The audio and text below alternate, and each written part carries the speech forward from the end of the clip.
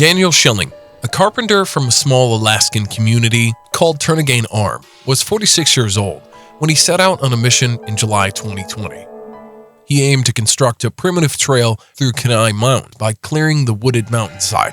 However, he did not return from his trip, and what followed was a horrific bear attack on Daniel Shilling. Welcome to Amazing Animal Stories. Today's story is about Daniel Shilling, who gets eaten alive by a grizzly bear after using bear spray.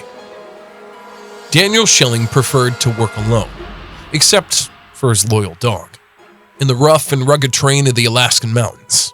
His cabin in Turnagain served as his base, and he set out on foot each day, all with the goal to work on his trail.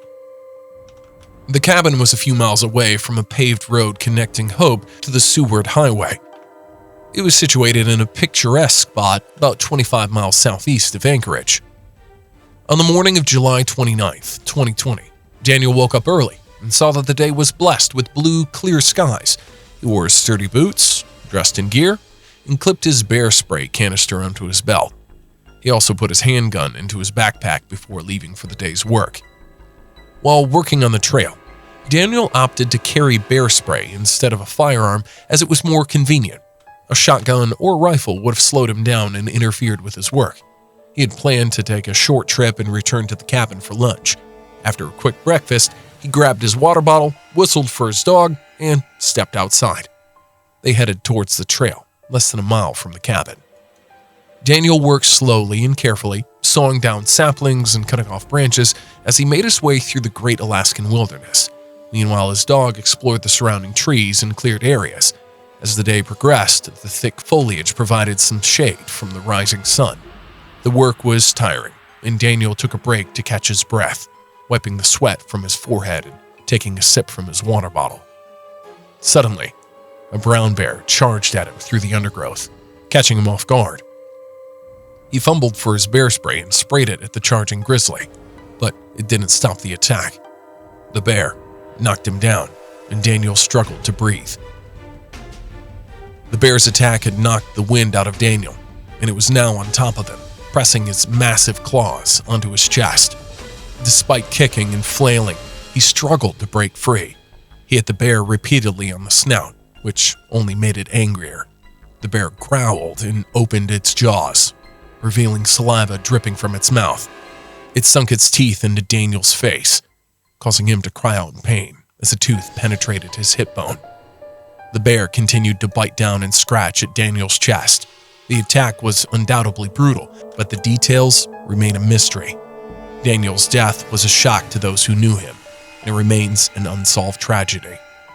After Daniel's dog returned home without him, his wife became concerned and immediately contacted his friends.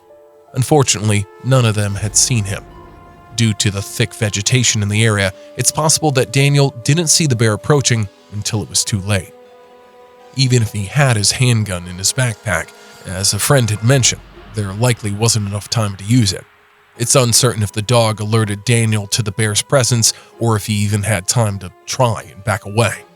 Some speculate that the dog might have even provoked the attack, but the exact events leading up to Daniel's tragic end remain unknown. Once Daniel's wife alerted his friends, they went out to search for him, thinking he may have fallen or injured himself. Following the trail that Daniel had been working on, they found his lifeless body just over a mile from his cabin. His injuries were consistent with a brown bear attack. In a state of shock, his friends immediately called the local police department to report the tragic news. Daniel's loved ones couldn't believe that he was gone. He'd always been so careful and knew the wilderness like the back of his hand. It was a sad and sudden end to a life full of adventure. Wildlife experts were called in to investigate, and they confirmed that it was a bear attack based on the evidence found. They discovered an empty can of bear spray close by, which suggested that Daniel had tried to defend himself. However, there was no apparent reason why the bear had attacked him. Daniel was working near 6 Mile Creek, a stream where salmon spawned, but officials thought needed to be closer for him to be considered prey. However, field experts found something puzzling. They found DNA from black and brown bears on Daniel's body. It's unusual for these two species to tolerate each other, and often black bears will give grizzlies a wide berth. While some locals believe that the bears might have attacked Daniel together, this is highly unlikely since bears are largely solitary animals and do not hunt in pairs or groups.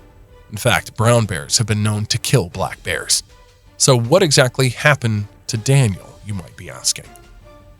Experts believe that Daniel may have accidentally stumbled upon a large female brown bear and startled her, causing her to feel threatened and attack him. The bear was not hunting him for food, but defending her territory from a perceived threat. After attacking Daniel, she left the area without consuming his body. It's common for bears to cover up their prey if they cannot eat it immediately, but there was no evidence of this happening to Daniel's body.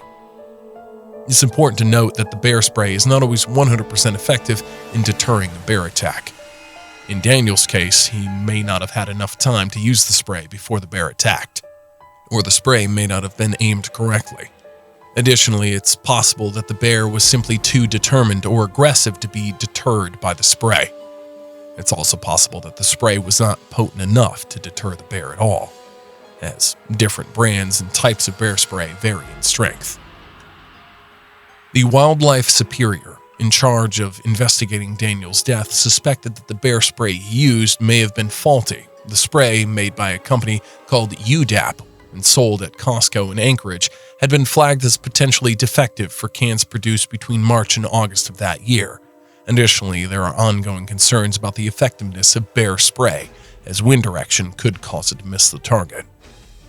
The day after Daniel's death, the flyover of the area revealed the presence of multiple bears within several miles of where he was killed. DNA evidence collected from his body and clothing swabs pointed towards two female bears, one of which was likely responsible for the attack. A week later, wildlife biologists killed 3 female black bears and 1 female grizzly. DNA analysis revealed that one of the black bears had a match to the DNA found at the kill site, while the brown bear's DNA did not match. The use of bear spray has been a topic of debate following Daniel's death. While some experts recommend bear spray over firearms, there are concerns about its effectiveness. In fact, research has shown that bear spray can attract some bears. A study conducted in the Alaskan Kenai National Park in the 1990s observed bears rolling and rubbing themselves in spray residue sprayed onto the ground. However, spraying directly from a can is thought to deter an approaching bear by stinging its eyes and nose. Despite this, some still argue that it's foolish to enter bear territory without a high-caliber firearm. While the exact cause of Daniel's attack is still unknown, it's clear that a female brown bear killed him. These bears are known to be highly protective of their cubs and can become extremely aggressive towards anyone who they perceive as a threat to their offspring. However, it's still unclear whether the attack was defensive or predatory in nature, and the mystery surrounding the incident continues to baffle wildlife experts and the public alike. Regardless of the reason for the attack, the tragic loss of Daniel has served as a reminder of the dangers that come with exploring the great outdoors, especially in bear country.